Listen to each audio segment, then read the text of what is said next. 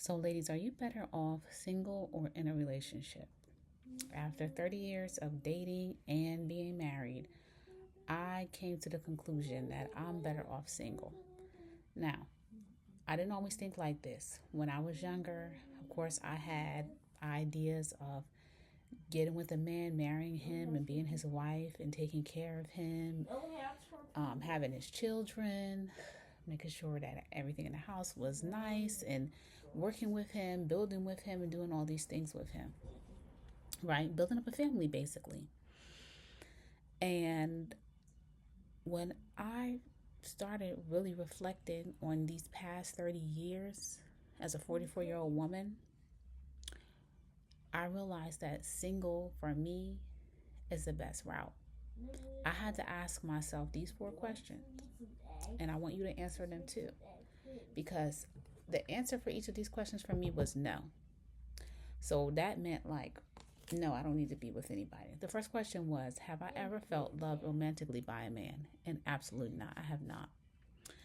I have felt wanted by a man, desired by a man, but never loved. I've never been with a man who I felt like he was concerned about me, about my well being, about my future, and he wanted me to succeed, wanted me to do better, was not threatened by my success. I have never been with a man like that. Every man that I've been with has always had some type of issue with me. So, hey, maybe it could be me. Either way, I'm single, so I'm saving them some trouble and I'm saving myself a lot of trouble. The second question I asked myself was, am I better in a relationship? And the answer for that was always no. I'm always better when I'm single. I have suffered all kinds of abuse in relationships.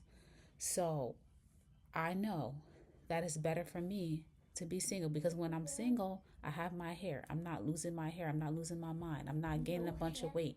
I'm, you know, happier. I'm not confused. I'm not depressed.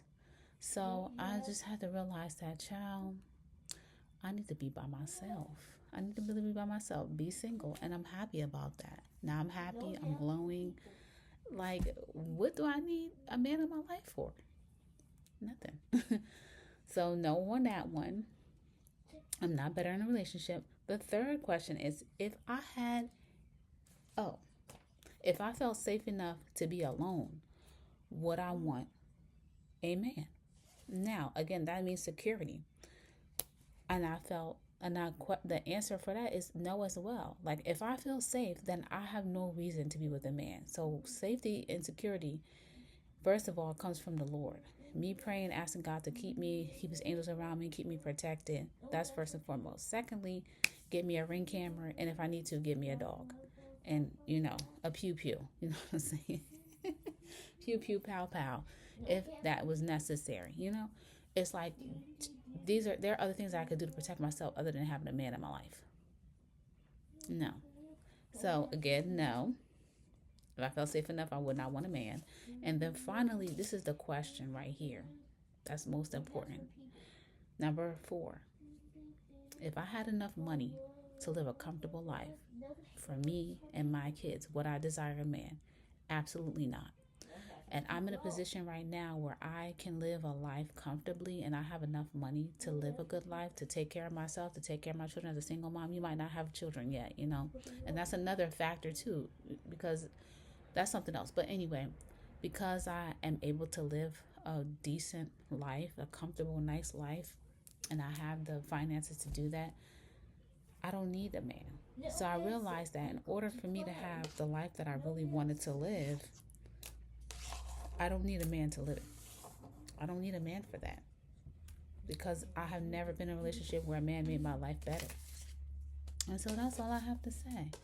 And maybe if you answer no for all of those questions, you may very well be better off single too. I'm not saying stay single forever because, people have dreams. They want to be in a marriage. That's good. And do that. But make sure that the man is a good man for real. Because no man who has ever pretended to be something good in my life ever proved to be that. He just pretended to be that in the beginning. And in the end, they all turned out the same. So I do know of one woman who had a husband who was so good to her that when he died, she basically made a vow that she was not going to get married again. It wasn't even for a religious reason. It was like she just knew that her husband was just the bomb, the best, a good man who just prayed for her. He loved her. He was concerned about her. He cared about her. And when he left this world, she was like, I'm never going to find another man like you. So she just has not gotten remarried. I don't blame her. And I'm saying that could happen for other people, but I only know of one situation out of 44 years that I've been living where that was the case. So for me, it's a hard no. I don't know what it is for you, but yeah.